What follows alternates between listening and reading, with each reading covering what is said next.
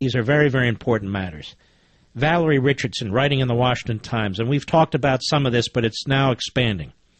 Democratic attorneys general to police climate change dissent. Now, remember I talked about the idiot attorney general there in New York? That he was trying to criminalize a disagreement on this so-called climate change? The massive document requests he made of ExxonMobil? Because he's trying to make the case that they materially lied to their investors, that they materially lied to their employees, that they materially lied to the public about climate change, global warming, and having done so in their official filings related to shareholder activities, related to the SEC, and so forth and so on, and also related to state agencies and laws and filings, trying to open up anyone who disagrees with them to criminal and civil attack? I'm telling you, if this isn't Stalin's Russia, then what the hell is it?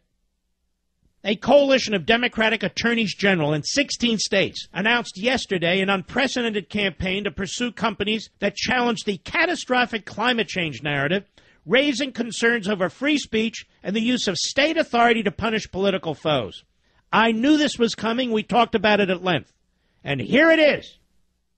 Standing beside former Vice President Al Gore, New York Attorney General Eric Schneiderman, that jerk, said the state officials are committed to working together on key climate-related initiatives, including queries into whether fossil fuel companies like ExxonMobil have committed fraud by deceiving the public and shareholders about the impact of man-made carbon dioxide emissions. 2 states, California and New York, have already launched probes into ExxonMobil, while attorneys general from Massachusetts and the Virgin Islands indicated that they would follow suit. Virgin Islands Attorney General Claude Walker, oh, what a great man, an independent, is the only non-Democrat involved in the campaign called AGs United for Clean Power. When the law is used as a weapon against individuals, against business, to advance a political agenda, that, ladies and gentlemen, is the definition of totalitarianism. The bottom line is simple. Climate change is real. It's a threat to all the people we represent, said Schneiderman. If there are companies, whether they're utilities, whether they're fossil fuel companies, committing fraud in an effort to maximize their short-term profits at the expense of the people we represent, we want to find out about it. We want to expose it, and we want to pursue them to the fullest extent of the law. This guy is a red, dressed up as a green. He's abusing his power. He's abusing his office. He's turning the law into a sham, and he's going to get away with it. This is why I will never vote in a way that helps elect Hillary Clinton, period. Because there'll be more of this. Now, Mr. Schneiderman also announced that 20 attorneys general representing 18 states, the District of Columbia, and the Virgin Islands filed a brief in support of the Environmental Protection Agency's Clean Power Plan rule, which has been challenged by attorneys general in 25 mostly red states. So the law has become a political weapon. The campaign was spurred by articles last year alleging that Exxon hid research conducted by its own scientists linking fossil fuel emissions and global warming. Exxon officials have denied the claims and countered the investigation was conducted by journalism entities that receive funding from foundations known for their climate change activism. This is so sinister, so diabolical, ladies and gentlemen. China's not doing this. Japan's not doing this. Mexico's not doing it. Left-wing, domestic-grown kooks are doing this. This is why we're unable to compete. Suzanne McCarran, Exxon's vice president for public and governmental affairs. I'm surprised they don't stick a scarlet letter on her forehead, because we know Exxon is the enemy. Exxon's the enemy. The fact that it produces oil and gasoline at a cheap price, it's the enemy. Unlike the government. Oh, we love the government. It's good. Exxon, bad. Private sector, bad. Government, good. The allegations are based on the false premise that ExxonMobil reached definitive conclusions about anthropogenic climate change before the world's experts and before the science itself had matured, and then withheld it from the broader scientific community. Such a claim is preposterous, she said. Mark Morano, terrific guy. He heads the pro-industry website Climate Depot. It's not pro-industry. It's pro-liberty. Warned that the state officials' legal campaign against the oil and gas industry would have a chilling effect on free speech and scientific dissent. They don't care about this. These are goose steppers. These are Stalinists. Gore joined with attention-seeking attorneys general to essentially try to shut down any global warming views that differ from the UN's or Gore's, said Mr. Moreno in an email. Agree or face investigations is the new normal for the climate debate.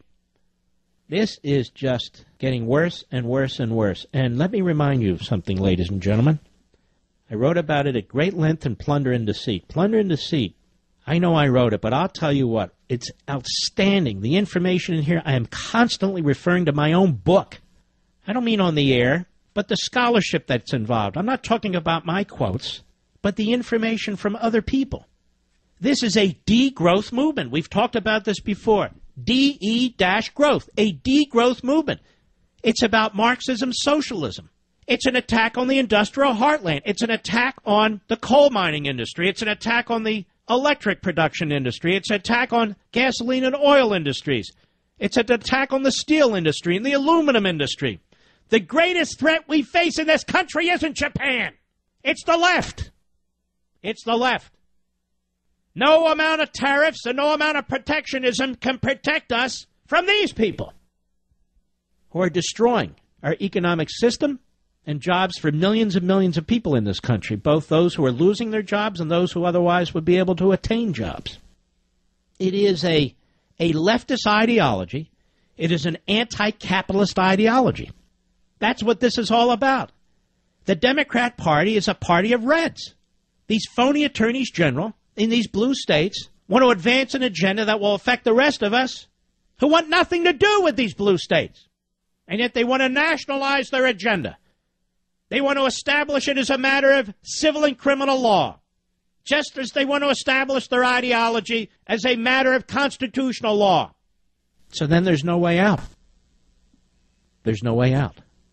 This entire environmental movement at this point is a phony front movement that seeks to conceal its real objective, the destruction of our economic system. Investors Business Daily has an outstanding editorial page. And in furtherance of the point I was just talking about, with respect to this attack by the phony attorneys general in these blue states, they point out while the global warming alarmists have done a good job of spreading fright, they haven't been so good at hiding their real motivation. Yet another one has slipped up and revealed the catalyst driving the climate scare. We've been told now for almost 3 decades that man is to change his ways or his fossil fuel emissions will scorch Earth with catastrophic warming. Scientists, politicians, activists have maintained the narrative that their concern's only about caring for our planet and its inhabitants. But it's simply not true. It's a ruse. They're after sometime entirely different. That is, they're after something entirely different. And if they were honest, the climate alarmists would admit that they're not working feverishly to hold down global temperatures. They would acknowledge that they are instead consumed with the goal of holding down capitalism and establishing a global welfare state. Have doubts? Then listen to the words of former UN climate official Ottmar Edenhofer. Quote, "One is to free oneself from the illusion that international climate policy is environmental policy. This has nothing to do with the environmental policy anymore, with problems such as deforestation and the ozone hole," he said. So what's the goal? Quote, "We redistribute de facto the world's wealth by climate policy," he said. Now, for those who want to believe that maybe Edenhofer just misspoke or doesn't really mean what he said, consider that a little more than 5 years ago he said that the, quote, "next World Climate Summit in Cancun is actually an economy summit during which the distribution of the world's resources will be negotiated."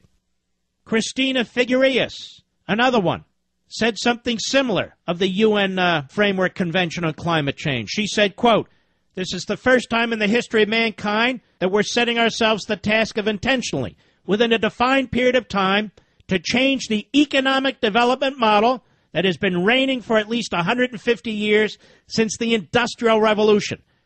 This is probably the most difficult task we've ever given ourselves, which is to intentionally transform the economic development model for the first time in human history." She sounds a lot like David what's his name? Brooks, over at the New York Slam. Oh, we'll get something new and revolutionary. And I've made these points in Plunder and Deceit. The real intention here is an attack on you, your liberty, your private property, your lifestyle, your family. That's what the attack is. This isn't about the environment. It's not about global warming or such things. And it never has been, which is a point I've been stressing over and over and over again. What's going on here is much more nefarious, and it's elusive because it's concealed in this allure of clean air and clean water and climate change. Yes. If you look at the chapter on, where the hell is it? On the environment. Let's see here, page 109. So you thought the environmental movement was about clean air, clean water, and polar bears? Such messages are especially seductive to younger people, albeit hugely deceptive and manipulative. And it goes on from there, and I cite a woman by the name of Naomi Klein, well known in radical left circles, as are her parents. She's a fanatical anti-capitalist and a so-called climate activist. She proclaimed, quote, capitalism increasingly is a discredited system because it's seen as a system that venerates greed above all else. Gee, she sounds like some of the Trump supporters, actually. There's a benefit to climate discussion to name a system that lots of people already have problems with for other reasons, she said. I don't know why it's so important to save capitalism. It's a pretty battered brand, you know. Just focusing on climate is getting us nowhere. Many, many more people recognize the need to change our economy. If climate could be our lens to catalyze this economic transformation that so many people need for other even more pressing reasons, then that may be a winning combination. She added, this economic system is failing the vast majority of people. Capitalism is also waging war on the planet's life support system. These are left-wing radical kooks, which is why I refer to these progressive populists who in many ways sound just like them.